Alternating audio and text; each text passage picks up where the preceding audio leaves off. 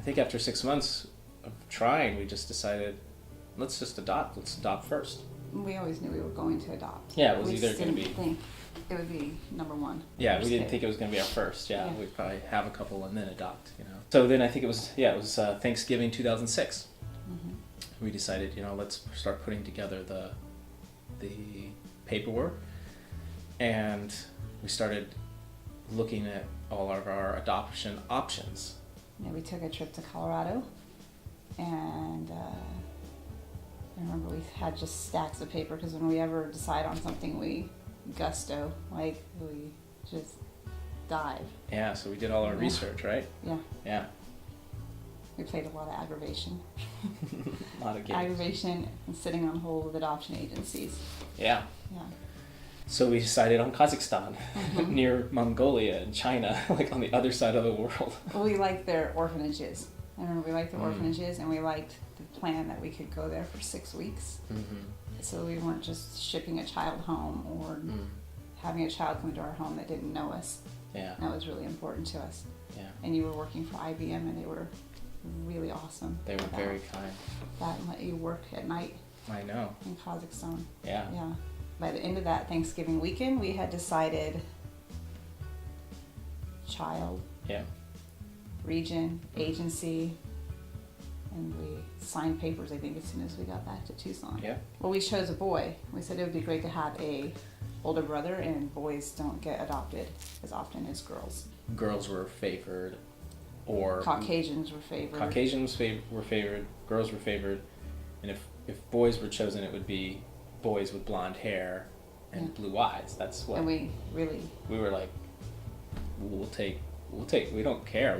We didn't have a preference on skin color or eye color or anything. And so we had this picture sent to us of a little boy named Akshigit, and It's cute. his medical report said he had a hole in his heart, that he was born with all kinds of issues, but it felt right. Yeah. It felt right. So we said yes to Akshigit, the little boy who was, at that point, he was about... So chubby. He was really chubby. He had big chubby cheeks, brown Big skin. chipmunk cheeks, yeah. We stared at that Really? picture forever. Well, it hung on our fridge, that one picture that we had of him. Yeah. Yeah. We got approved to adopt 2 children. And so we made them change the paperwork to say 1 child so we wouldn't come home with 2 children. We specifically made Because ourselves we knew we would go to the get baby sucked house and into the emotional side of it. yeah. And then when you get there, you're traveling with other groups of people. We were traveling with 2 other families. And the government takes you to different orphanages. And I remember we'd all get back in the van and just cry. Oh, like, we were just bawling with the everybody. other couples 'Cause- that were adopting. Yeah. Yeah. It's hard.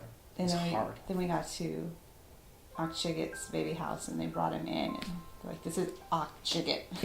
like, Jigit. like this is, you know. This is the one, you know. And I just remember feeling instantly like they didn't need to tell me that that was our child. I just remember going into that room and like, I don't know, it was like breaking my heart because it was like there's this mixed emotions. It was breaking my heart because this is how kids that don't have homes, like that's how they live. They live with other kids. With 1 caregiver for all 20. And you know how hard it is with just 4 kids and 2 caregivers. And they're not being held and they're not being caressed and they're Well, because when we... not like... Well, remember Sterling, he would rub his head to go to sleep and suck his finger. And like he had sucked his finger completely raw that they had it bandaged up. But it was the only way he knew how to... Because he had to learn from a baby to put himself to sleep. He had to put himself to sleep. So they had a big bandage on his finger, yeah. Yeah. Oh. Yeah, and he had that like bulb, like that area on his head. Because he he would just rubbed rub it Yeah. raw. Yeah. I remember when he laughed that first day, like we gave him cookies and he just started laughing, and I think at that moment I was done for. Like that's my child. Yeah. That's how I remember it. Akshigit. Became Sterling Akshigit. We moved his first name to his middle name, and so his first name was Sterling, and we kept his Kazakh name Akshigit. And it wasn't even... The awesome part about that process is that he came and stayed with us that night in the apartment. It's the first time he'd ever left the orphanage. But it was it was so comfortable because we'd spent 6 weeks with him. Yeah. 18 months later, Amy and I find out we're pregnant, and we go into the doctor's office because Amy's like really sick, and she's like, I think I have twins, Adam. I'm like, I really don't know why you're saying this. Why are you saying that you have twins? So we went to the doctor's office, and I remember the doctor. This is vivid for me. It's vivid for me too. So the doctor's like, got the scope on you, and yep, there's one. Mm-hmm. And he says, oh yeah, there's two. Mm-hmm. And then you said, hold on, I need to take a breath. Like, oh yeah, at this point I was always like hyperventilating a little bit. So then it was like a kid, and then it was two kids, and I just felt like really queasy and like a little lightheaded. Yeah. And then the doctor, you heard this. I remember exactly the same way you're going to say it. Okay, so the doctor goes, yeah, there's two. And then he goes, oh, no, just two. Yeah. And it's in the middle of this, I literally am falling onto the ground. And so the kids are born, the twins are born, but the twins are born early. It was a horrible pregnancy. It was a really hard one. It was your first one, and of course you start with twins. Yeah. And the babies were born, they're two boys. 2 months premature. They were born at 31 weeks. That was very scary. That was scary. Yeah. That was like emergency C-section. Everyone's like all hands on deck. They were all not filling me in. I think you were like, you came in your little surgical suit, and I'm like, okay, this is happening. Like, yeah. I don't think people were telling me what was going on. No, so they were probably trying to get my blood pressure. Yeah, with the blood pressure down. So there came those little babies.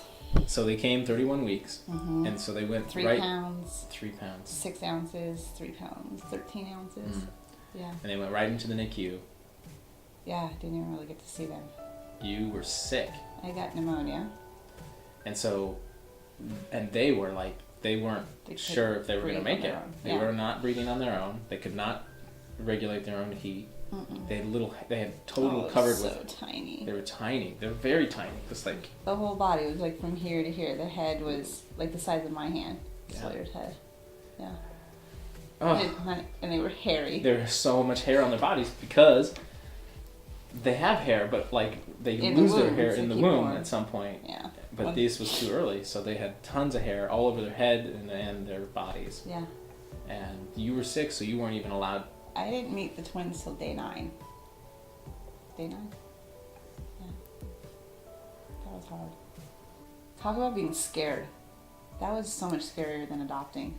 Like when they came home, because they always worried that they were going to stop breathing, and because they had done it so much, and getting them on a schedule, and so we knew we did not want to have any more kids after that. We were totally done, 100%. Then came 2 years later. So 2 years later, there was a child that was huge challenges as well. His little cocaine addicted baby. He's a cocaine addicted, and he was going to be adopted by this family member, and then a lot of stuff happened with the family member, and they were unable to adopt him. So we were like really conflicted. We were drowning still. Yeah, I mean we had 2-year-old twins and a 4-year-old, 5-year-old. Yeah. So nobody's in school yet. Nobody's in school. And so we get the call. I get the call when you're in the plane to New York for 3 weeks. And I get a call from CPS, Child Protective Services, saying we're removing the child from the home. He's going to a group home tomorrow unless you and Adam are willing to take him. I'm like, and she's like, oh, we need the decision within 24 hours. And so we had already discussed it, so I said, of course, we'll take him. We talked to Sterling. Sterling was the one who kind of tipped that vote. He's like, he needs a home. You guys gave me a home. Why would we not give him a home? Like, it's another boy. So it was like, kind of like, just have another brother. Like, it just seems that simple. Just share a room. Yeah. He was just like so matter of fact. And so I said yes. And I remember calling you and leaving you a message, and I'm like, I don't know how to tell you this when you land. When you get home in 3 weeks, you have another child. Oh, God. And that was like the hardest 24 hours out of all the kids, like, for some reason, because to watch him get pulled from that family and watch that family lose him. That was hard. Mm-hmm. He just stood in the corner, like, months. Yeah, he didn't do well at the beginning. Mm-mm. He was like totally he didn't interact. He didn't know how to play. He didn't know how. He didn't want to be touched. He just wanted to sit in the corner with And his dog. scream. And he screamed a lot. I'd say it took almost a full 2 years before really he started feeling, or he started interacting. I mean, everybody who sees him now, who has known him since the beginning, it's just like, that is a different child. He's a different child now. Yeah. It's amazing what love can do. Mm-hmm. I mean, it's amazing when you just like with the child and you're like, no matter what happens, I'm not going to leave That's his you. big thing. Yeah. And I just kept talking to him, and I knew he didn't really understand. He was like 2, but I just kept saying, no matter what happens, like, I love you, we're here, and we're not going anywhere. Yeah, because you think about the start that he had. He was in the NICU, coming off cocaine withdrawals, and marijuana withdrawal, and probably alcohol withdrawal. And then he went to another foster home for a couple days, and he just had a rough start. Yeah.